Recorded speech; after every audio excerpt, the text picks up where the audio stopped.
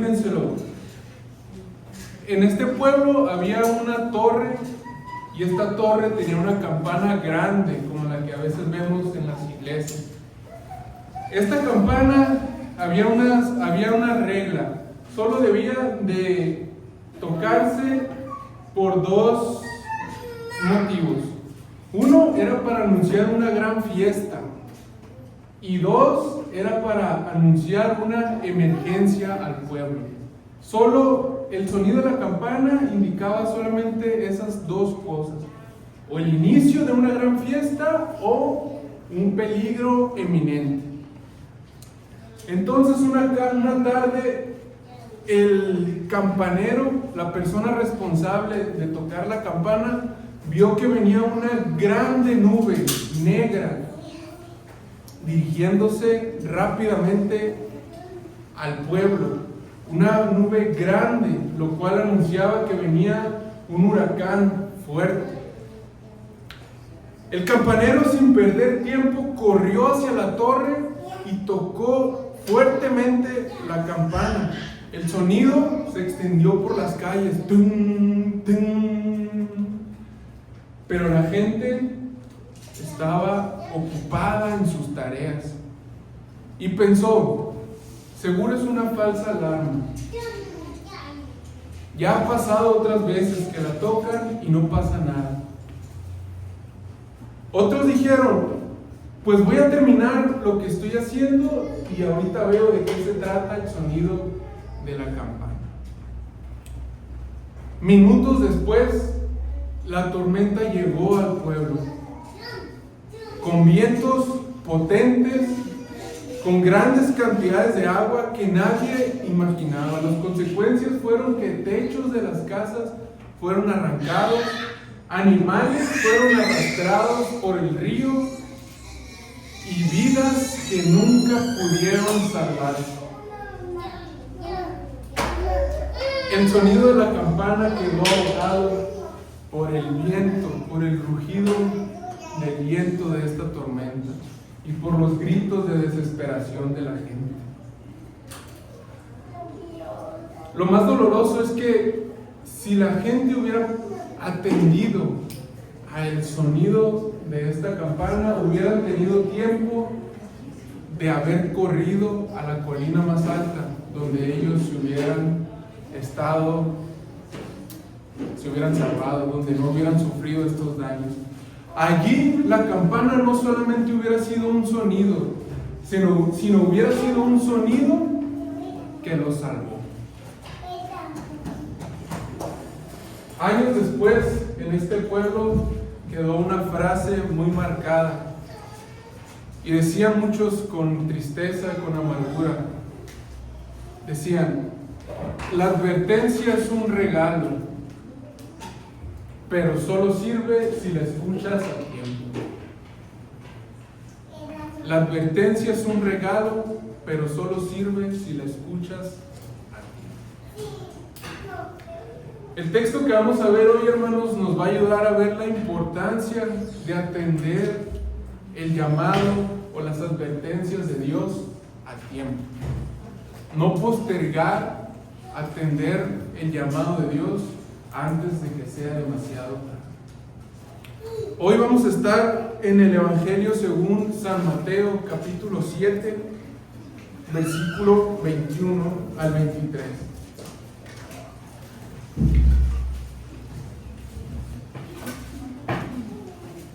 Mateo 7, 21 al 23. Dice así la palabra de Dios: no todo el que me dice Señor, Señor, entrará en el reino de los cielos, sino el que hace la voluntad de mi Padre que está en los cielos. Muchos me dirán en aquel día: Señor, Señor, ¿no profetizamos en tu nombre? ¿Y en tu nombre echamos fuera demonios? ¿Y en tu nombre hicimos muchos milagros? Y entonces les declararé: nunca os conocí, apartados de mí, hacedores de maldad. Amén.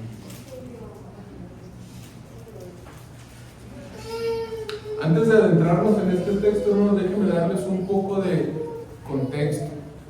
A lo mejor usted ya lo sabe, pero no está de más mencionarlo. Esta porción que vamos a ver el día de hoy se encuentra en una porción mucho más extensa del Evangelio de Mateo. Esta porción comienza en el capítulo 5, versículo 1 y termina en el capítulo 7, versículo 29, donde Jesús, al principio de su ministerio, nos dice que subió a un monte para hablar a una gran multitud. Esta sección del capítulo 5 al final del capítulo 7 es mejor conocida como el Sermón del Monte. El Sermón del Monte toca muchos temas. Para este entonces, para el texto que vamos a ver hoy, Jesús ya habló, por ejemplo, de las bienaventuranzas, de la sal de la tierra, la luz del mundo, de la ley, la ira, el adulterio, el divorcio, los juramentos, el amor hacia los enemigos, la limosna, la oración, el ayuno, el hacer tesoros en los cielos, la ilustración de la lámpara del cuerpo. Habló sobre las riquezas, el afán y la ansiedad, el juzgar a los demás, la oración y la regla de oro, la puerta estrecha. Y antes de llegar a nuestro texto, en el capítulo 7, versículo 15, Jesús habla de los falsos profetas y dice que por sus frutos serán conocidos. Lo dice en el versículo 20. En el versículo 15 del mismo capítulo 7 dice: guardaos de los falsos profetas que vienen a vosotros con vestidos de ovejas, pero por dentro son lobos rapaces. Versículo 16: por sus frutos los conoceréis. Entonces, hermanos, el texto de hoy, los 3 versículos de hoy, es una ampliación y es una ilustración de cuál es el fin de estos falsos profetas que el Señor mencionó en el versículo 15 hasta el versículo 20. Y nos preguntamos, ¿cuáles son las evidencias de alguien que es falso? Lo que Jesús hace en el versículo 21, donde dice: no todo el que me dice Señor, Señor, entrará en el reino de los cielos, sino el que hace la voluntad de mi Padre que está en los cielos. Podemos notar que hay un contraste. Hay un contraste entre lo que es ser un verdadero integrante en el reino de Dios, o una persona que sí tiene acceso al reino de Dios, y uno que no. Y un contraste. Entonces, hermanos, para adentrarnos ahora sí al texto, el título de esta exposición sería una pregunta: ¿Jesús te conoce? ¿Jesús te conoce? Y el bosquejo son 3 puntos. Número 1, evidencias falsas de ser conocido por Jesús. Número 2, la terrible sentencia de los falsos. Y número 3, evidencia verdadera de ser conocido por Jesús. 3 puntos que vamos a sacar de estos 3 versículos. Entonces, hermanos, hay evidencias falsas y hay evidencias verdaderas de que Jesús te conoce. Tú sabes si Jesús te conoce. Tú dices conocer a Jesús, pero ¿sabes si Él te conoce? Vamos a ver primero qué no es una evidencia verdadera de que seas conocido por Jesús, o qué es una evidencia falsa. En estos 3 versículos, 21, 22 y 23 de Mateo 7, Jesús presenta 4 evidencias falsas de ser un integrante del reino de los cielos. Es decir, 4 cosas que no porque estén en tu vida es garantía de que seas integrante del reino de los cielos, o que seas, en otras palabras, un verdadero cristiano, un verdadero seguidor de Jesús. 4 cosas. Estas son, nos dice, no todo el que me dice Señor, Señor. La primera es llamar a Jesús Señor. La segunda dice que estas personas que ponen la ilustración profetizaban en su nombre. Esta es la segunda, profetizar. Tercera evidencia falsa, echar fuera demonios. Y cuarta evidencia falsa es hacer muchos milagros. Es decir, no porque una persona llame a Jesús Señor, o no porque en una persona, imagínense, que haga grandes maravillas y milagros en el nombre del Señor Jesús, que profetice, que hable la palabra de Dios, que prediga acontecimientos futuros, que incluso que declare el juicio de Dios, o que declare las buenas nuevas de Dios. O imagínense alguien que tenga el poder de echar fuera demonios, o alguien que tenga la capacidad de hacer muchos milagros. Pero todas estas, hermanos, no es garantía. No quiere decir que sea malo hacer esto, pero lo que estamos diciendo es que no es garantía de que alguien que posea estas obras en su vida sea un verdadero integrante del reino de los cielos. En otras palabras, Jesús está diciendo, existen y existirán personas que aunque me llamen Señor o utilicen mi nombre para hacer grandes señales y milagros, estas personas no son integrantes del reino de los cielos. No todo el que me dice Señor, Señor. Y para enfatizar, hermanos, esta verdad, Jesús da una ilustración, que es lo que encontramos en el versículo 22 y 23. Una escena que es espantosa, que es terrible, que es triste, es lamentable. Y así entramos al punto número 2 del bosquejo. La terrible sentencia de los falsos. La terrible sentencia de los falsos.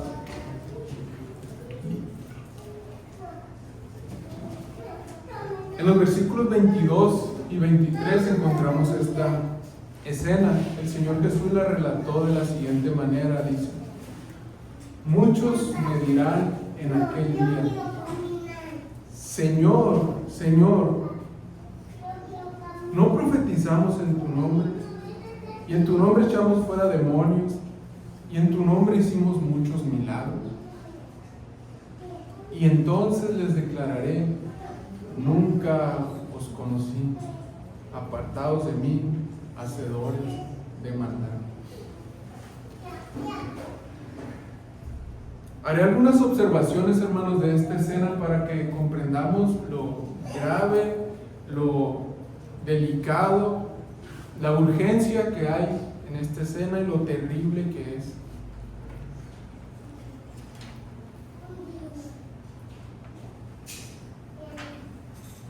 Son 7 observaciones de por qué esta escena es lamentable, es terrible. Vamos a ver. Cada observación nos va a ayudar a ver lo agudo y lo grave de esta escena. Son 7 observaciones, hermanos. La primera, esta escena es terrible porque es una profecía. Si nota que este relato no es una parábola o no es una escena que Jesús inventó, tampoco es una simple señal de advertencia. No está diciendo Jesús nada más advirtiendo a la gente, sino esto es una profecía, algo que va a acontecer en el futuro. En algún momento esto que vemos aquí en el versículo 22 y 23 va a pasar. Jesús habla de esto como un profeta de Dios. Está anunciando un acontecimiento futuro que ciertísimamente va a ocurrir. Segunda observación. Es terrible por cuándo es que va a ocurrir. Jesús lo dice. Dice, en aquel día muchos me dirán. Note que no dice algún día, o no dice probablemente más adelante algunos me dirán, sino dice que esto va a acontecer en aquel día. ¿Y a qué se refiere esto de aquel día? Esta no es una frase aislada de las Escrituras, hermano.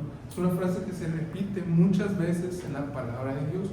Y es una forma de referirse a la segunda venida de Cristo, a la resurrección de los muertos. Jesús utilizó esta misma forma de referirse al día del juicio o al día final en otros textos. Por ejemplo, Mateo 26, 29 dijo el Señor: os digo que desde ahora no beberé más de este fruto de la vid hasta aquel día en que lo beba nuevo con vosotros en el reino de mi Padre. Aquel día. O Marcos 13:32, el mismo Señor Jesús dice: pero de aquel día y de la hora nadie sabe, ni aun los ángeles que están en los cielos, ni el Hijo, sino solo el Padre, refiriéndose al día en que Él ha de regresar. Aquel día se refiere. Lucas 10:12 dice: y os digo que en aquel día será más tolerable el castigo para Sodoma que para aquella ciudad. Y hay muchos más textos, hermanos, pero entonces, esta escena se refiere al acontecimiento cuando el Señor Jesucristo ha de regresar de donde está hoy en día, del cielo. Ese acontecimiento donde todas las naciones han de ser reunidas delante de Él y han de ser juzgadas. No solo las naciones que estén vivas en ese momento, sino todos los muertos, justos e injustos, van a resucitar y van a estar delante del Cordero. Como dijo el mismo Señor Jesucristo en Juan 5:29, dice: y los que hicieron lo malo saldrán, y los que hicieron lo bueno saldrán a resurrección de vida, mas los que hicieron lo malo a resurrección de condenación. A eso se refiere aquel día, hermanos. Cuando pase esta escena de Mateo 7, 22 y 23, será cuando el Señor Jesús regrese en gloria, en poder, con su justicia como un juez. Todas las naciones, toda la humanidad que existe, que ha existido y que ha de existir, va a estar delante de Él. Eso es aquel día. Tercera observación de esta escena, hermano. Es terrible porque serán muchos los que estén en esta situación. Serán muchos. Versículo 22. Muchos me dirán en aquel día. Serán muchos los que han de experimentar este diálogo con Él. No son pocos, no son unos casos puntuales, sino son muchos los que van a experimentar esta situación. ¿Qué nos quiere decir esto, hermanos? Que es mucho más común de lo que pensamos, que personas que llaman a Jesús Señor, en realidad no son integrantes de su reino. Será una gran multitud la que se pare delante de Jesús y en lugar de pedir misericordia presenten sus obras religiosas, diciéndole: Señor, si yo hice esto por ti, profeticé en tu nombre, hice muchos milagros, eché fuera demonios, asistí a la iglesia, nunca falté, para al final escuchar: nunca los conocí, apartados de mí, hacedores de maldad.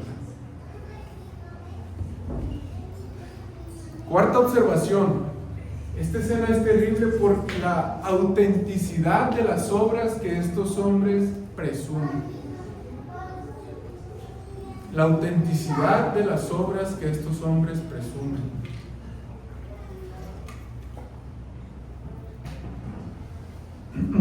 Otra vez, estas personas, vemos en ellos por lo menos las 4 evidencias falsas. Llamaron a Jesús Señor, profetizaron, echaron fuera demonios e hicieron muchos milagros. Estas obras que ellos tenían eran muy visibles, eran llamativas al ojo humano. ¿Y saben qué es lo terrible, hermanos? Que probablemente estas obras no fueron falsas, fueron auténticas manifestaciones del poder de Dios. A pesar de la vida falsa de ellos. Pero ¿cómo puedes decir esto, hermano? ¿Estás diciendo que Dios usó a estas personas para hacer todas esas señales y maravillas, pero en realidad ellos no tenían una relación íntima con Él? Sí, eso es lo que estoy diciendo, hermano. Y déjeme sustentar mi argumento con un ejemplo muy conocido: Judas. Todos conocemos cómo terminó la historia de este hombre. De hecho, es mejor conocido como Judas, el que traicionó al Señor. Sabemos cuál fue su destino, que se quitó la vida, y que al final de cuentas sabemos dónde está en este momento. Sabemos que él, a pesar de haber sido un apóstol, está condenado en el infierno. Pero ¿sabía usted que a pesar de lo que Judas hizo y que él siempre fue diablo, su corazón nunca fue recto para con Dios?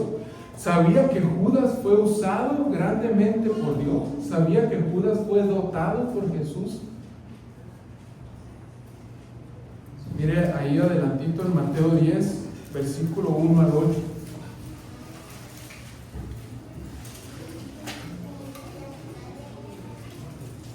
Dice, Mateo 10, versículo 1. Entonces, llamando a sus 12 discípulos, están los 12, ahorita nos va a decir quiénes son estos 12. Dice, les dio autoridad sobre los espíritus inmundos, para que los echasen fuera, echar fuera demonios. Lo tercero que vemos como evidencia falsa. Y para sanar toda enfermedad y toda dolencia. Los nombres de los 12 apóstoles son estos: primero Simón, llamado Pedro, y Andrés su hermano, Jacobo hijo de Zebedeo y Juan su hermano, Felipe, Bartolomé, Tomás, Mateo el publicano, Jacobo hijo de Alfeo, Lebeo por sobrenombre Tadeo, Simón el cananista y Judas Iscariote, el que también le entregó. Aquí vemos que Jesús está dotando a Judas de este poder milagroso de echar fuera demonios, de sanar enfermos.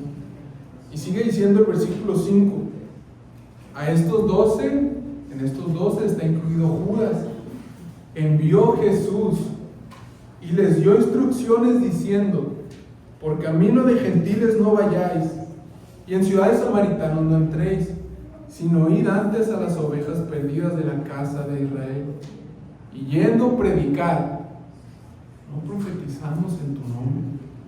Predicar, diciendo: el reino de los cielos se ha acercado.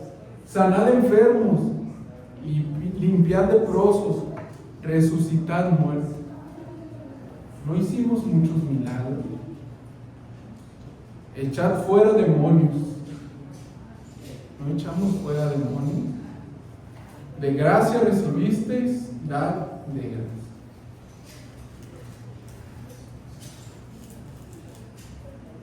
Entonces, hermanos, como vemos, las obras que las personas de la ilustración o de la profecía que está dando Jesús probablemente eran auténticas, o muchos de ellos han de ser auténticos. Como el caso de Judas, Jesús dotó a los 12 apóstoles para hacer todo esto, pero uno de ellos era diablo. Como vemos en nuestro texto, nada de esto es garantía de ser un integrante del reino de Dios. Aunque una persona sea grandemente usada por Dios, si no se tiene la evidencia verdadera en su vida, no es un integrante del reino de los cielos. Ahorita vamos a ver qué es esta evidencia verdadera. Entonces, quinta observación de la profecía del Señor Jesús. Es terrible, hermanos, porque ellos pretendían tener una verdadera relación con Jesús. Estas personas que menciona Jesucristo aquí, aún en aquel día, llamarán a Jesús Señor, Señor.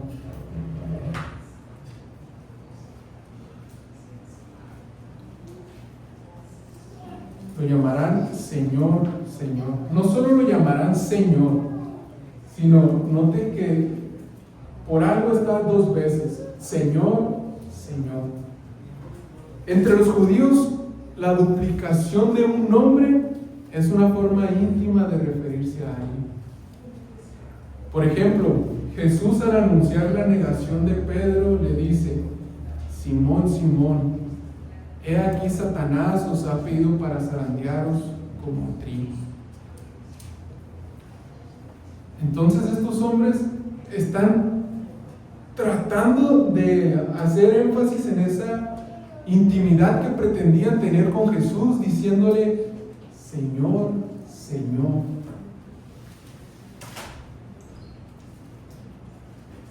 Ellos pretendían acercarse a Él con intimidad y con confianza en el día del juicio. Sin embargo, Jesús les declara: nunca los conocí.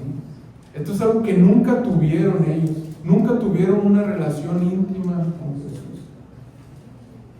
Pero en el día del juicio pretendían querer tenerla todavía, llamándole dos veces Señor, Señor. Sexta observación. La escena es terrible, hermanos, por la última carta que utilizan estos hombres. ¿A qué me refiero con la última carta? Es una forma de decir el último recurso que utilizan. Esta es una expresión que en un sentido metafórico puede usarse para describir la última oportunidad de hacer o de decir algo, o la última jugada en una situación, o el recurso final que se utiliza.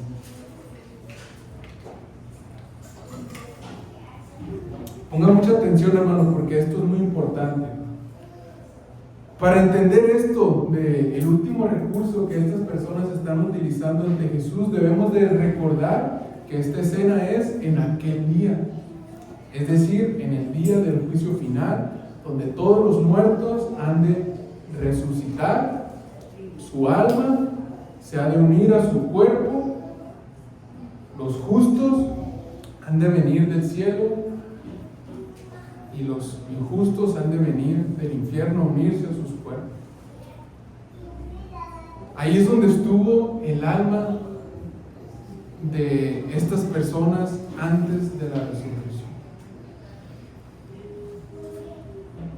¿Sí? ¿Sí nos queda claro? ¿Dónde estuvo el alma de estas personas antes de la resurrección? La de los justos estuvo en el cielo con Cristo antes de unirse a su cuerpo. La de los injustos en el infierno. Esto lo vimos en la clase de la escuela dominical del domingo pasado, como paréntesis. Pero hermanos, hay que recordar que para este punto de aquel día, la gran mayoría de los falsos creyentes ya ha de haber pasado algún tiempo su alma en el infierno. Ahora, después de que su alma ya pasó un tiempo, no sabemos cuántos años, ni días, ni nada, pero después de que el alma de estas personas ya pasó un tiempo experimentando los tormentos del infierno, del furor de la ira de Dios, estas personas tienen una última oportunidad de hablar con Jesús. La última carta, su último recurso. Imagínense, pasaron tantos años sufriendo en su alma, experimentando la ira, el furor de Dios, y tienes una última oportunidad de estar ante Cristo. ¿Y qué es lo que le dicen estas personas? ¿Acaso le dicen, ten piedad de mí? ¿O perdóname? Reconozco mi pecado. Me arrepiento de lo que hice. Por favor, una última oportunidad. Jesús, te necesito. Nada de eso. Nada de eso salió de sus bocas. Lo que ellos utilizaron como su último recurso ante Cristo es lo mismo en lo que estuvo basado toda su vida: justificación por obras. En su último encuentro con Jesús, después de ya conocer el infierno, le dicen, Señor, Señor, ¿pero qué no profetizamos en tu nombre? Obras. ¿Pero qué no echamos fuera demonios en tu nombre? Obras. ¿Pero qué no hicimos muchos milagros en tu nombre? Más obras. En su último encuentro con Jesús, ellos presentan como su carta de presentación otra vez sus obras, queriendo justificarse por sus obras. Y esto es una evidencia, hermanos, de que ni aún las llamas del infierno pueden regenerar el alma. Solo Dios, con su palabra, a través del Espíritu Santo, es que puede cambiar un corazón. Estas personas, aún de ya haber experimentado en su alma el infierno, seguían aferrados a sus obras. Séptima observación y última antes de pasar a la evidencia verdadera. Es terrible, hermanos, por la sentencia misma que el Señor Jesucristo emite a estas personas. Después de que estos falsos creyentes presentaran sus argumentos, Jesús les emite una sentencia y les dice en el versículo 23: y entonces les declararé, nunca os conocí, apartados de mí, hacedores de maldad. Note que no dice, ya no los conozco. Él dice, nunca los conocí. No es que en algún momento estas personas fueron salvas, pero en aquel día, por alguna acción que hicieron, ya no lo son. La realidad es que ellos nunca fueron conocidos por Jesús. Nunca los conocí. Ni aun cuando le decían Señor, Señor, pretendiendo tener una íntima relación con Él. Ni aun cuando usaban el nombre de Jesús para hacer todas estas señales y maravillas. En ningún momento Jesús los conoció. Nunca. ¿Pero qué no Jesús es omnisciente y conoce todas las cosas? Sí, así es. Jesús conoce cada detalle de su creación, desde la partícula más pequeña hasta lo más grande que existe. Aún los cabellos de nuestra cabeza están todos contados. Sin embargo, hermanos, este conocimiento no se refiere a un mero conocimiento de saber quiénes son estas personas. La palabra que aquí se utiliza para conocer es la palabra griega ginosko, lo cual indica una relación entre la persona y el objeto conocido. Por ejemplo, es la misma palabra que se utiliza en Mateo 1:25 para decir que José no conoció a María hasta que dio a luz a su hijo primogénito. Es decir, José no había tenido una relación de intimidad con María hasta después de que el Señor Jesús nació. Entonces, lo que Jesús les está diciendo a estas personas cuando les dice nunca los conocí, les está diciendo nunca tuve una relación íntima con ustedes. Nunca estuvieron unidos a mí, nunca fueron parte de mi cuerpo. Nunca. Entonces, hermanos, después de profundizar un poco en esta escena,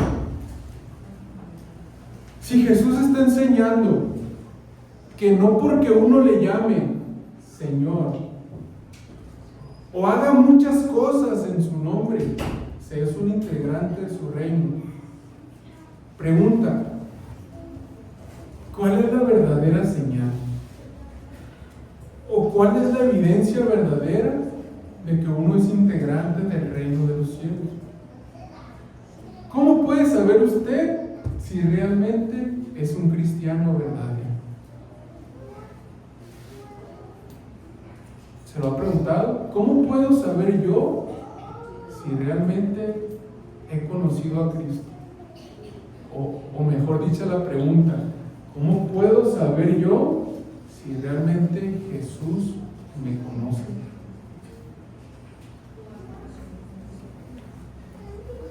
Así entramos al punto número 3, la evidencia verdadera. La verdadera evidencia, hermanos, de que Jesús le conoce a usted, Él la da en el versículo 21.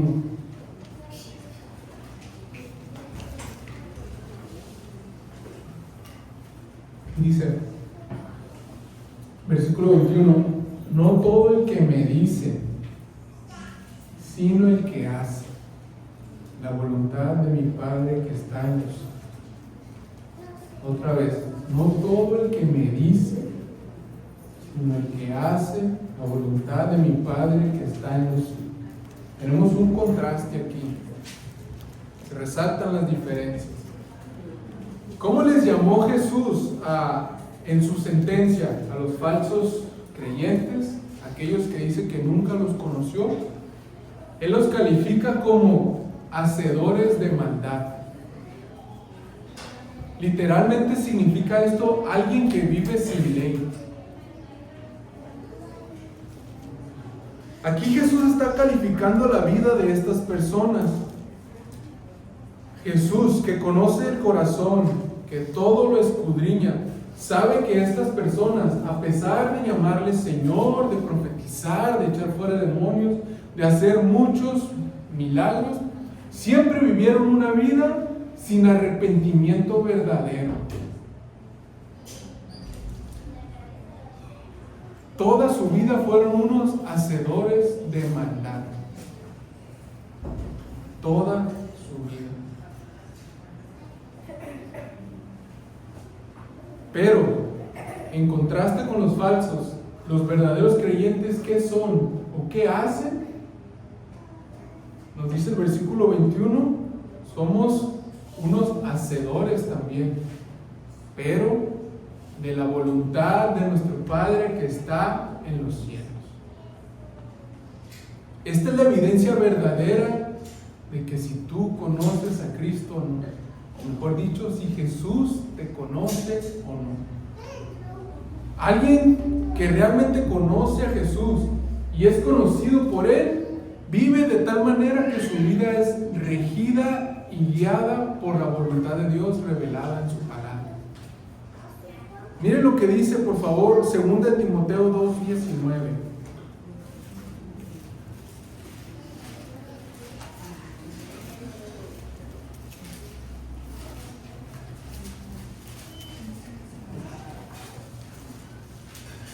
Dice, pero el fundamento de Dios está firme, teniendo este sello. Conoce el Señor a los que son suyos. Mismo lenguaje que en Mateo 7. Conoce el Señor a los que son suyos y apártese de iniquidad todo aquel que invoca el nombre de Cristo. El Señor conoce a los suyos. A las personas del relato en Mateo 7, Jesús nunca las conoció, porque nunca fueron suyos. El Señor conoce a los que son suyos. Alguien dijo, no sirve de nada confesar a Cristo como Señor nuestro solo de palabra, dejando fuera la obediencia y una entrega absoluta a su señoría. No sirve de nada. Pero hermanos, si tú eres verdadero creyente, eres conocido por Jesús. Y según lo que estamos leyendo aquí, en lo que dijo Pablo en 2 de Timoteo, ¿qué caracteriza a alguien que es conocido por el Señor? Nos dice, apártese de iniquidad todo aquel que invoca el nombre de Cristo. En otras palabras, arrepentimiento, metanoia, giro de 180 grados, un cambio de mente. Cuando Dios conoce a una persona, Dios se encarga de apartarla del mal. Dios le da un profundo dolor en su corazón por el pecado. Hermano, si tú realmente eres conocido por Jesús, puedes dar testimonio de que Él te arrebató de tu vida de tinieblas y te apartó para su luz admirable. Pregúntate en este momento, ¿Cristo me conoce? ¿Me reconoce como uno de los suyos?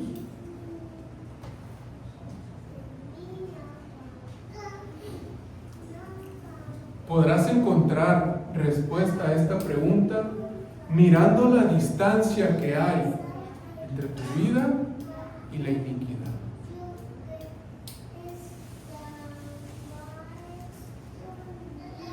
Si realmente le perteneces a Cristo, podrás ver en tu vida que Él te está limpiando de tu pecado poco a poco.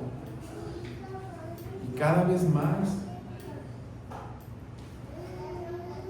Hermano, no existe el creyente que no esté en el proceso de santificación. No existe. Es un proceso continuo, no es perfecto.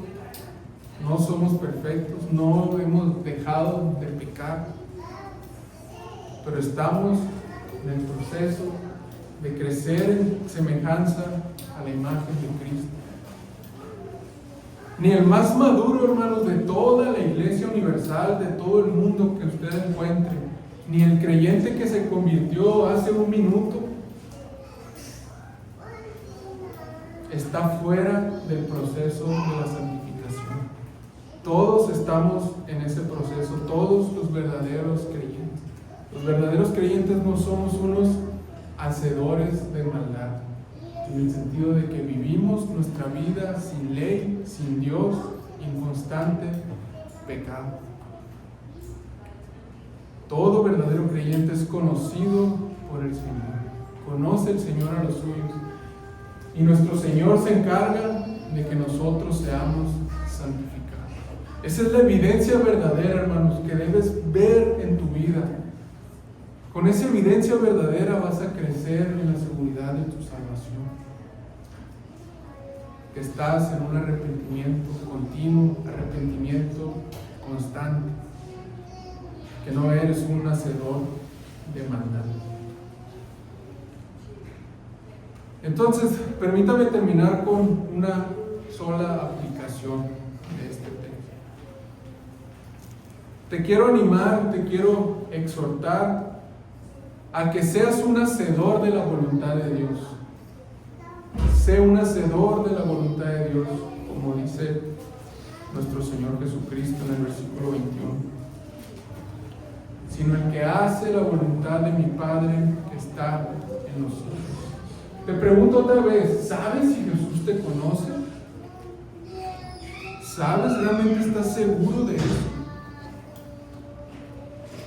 ¿Alguien de aquí tiene dudas? Si Jesús lo conoce. Recuerda que Jesús conoce a los que hacen la voluntad del Padre.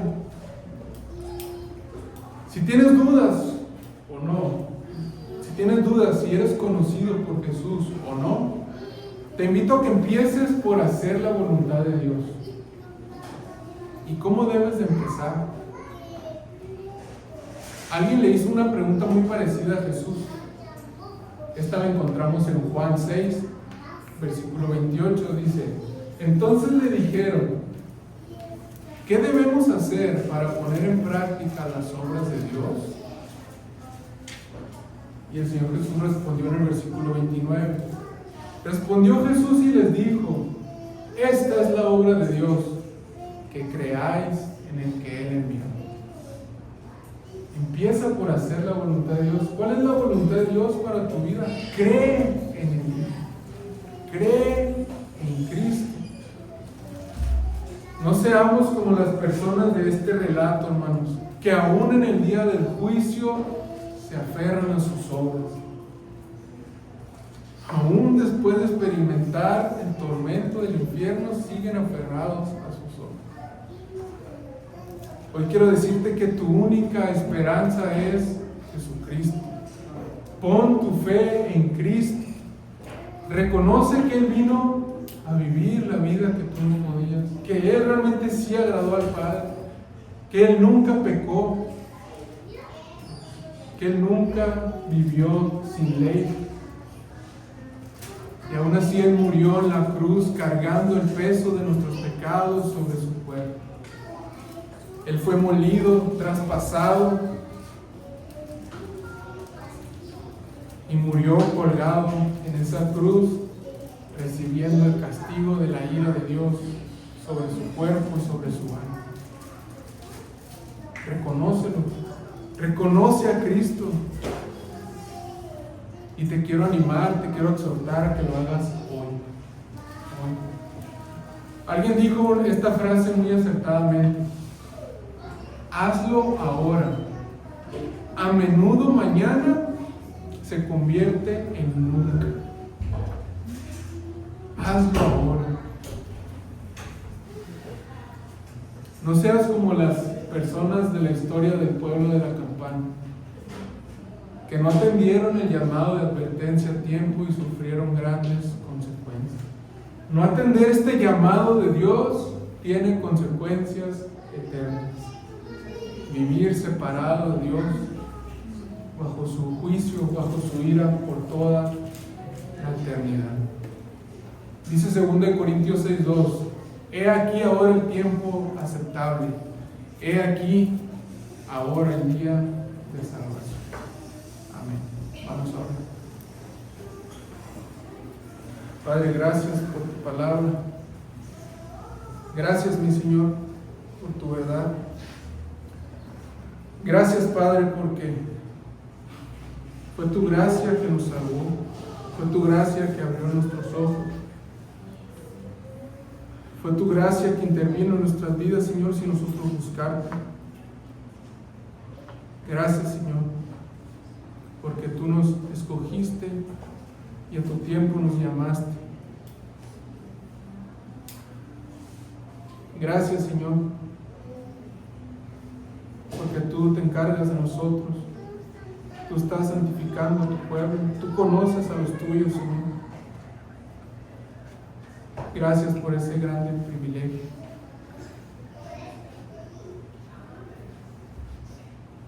Gracias, Señor. Oro, si hay alguno aquí entre nosotros que no te conoce, que no ha rendido su vida a ti, para que atienda el llamado del Evangelio hoy, se rinda en su corazón ante ti, confiese sus pecados, reconozca que no hay obra por más religiosa que sea, que podamos hacer para agradarte, para ganar nuestra salvación. Solo Cristo es nuestra esperanza. Solo Cristo es nuestra justicia. Gracias por tan gran Redentor que nos has dado. Gracias por nuestro Rey, nuestro sacerdote, nuestro profeta. A Él lo alabamos y bendecimos su nombre. Te damos gracias en Cristo Jesús.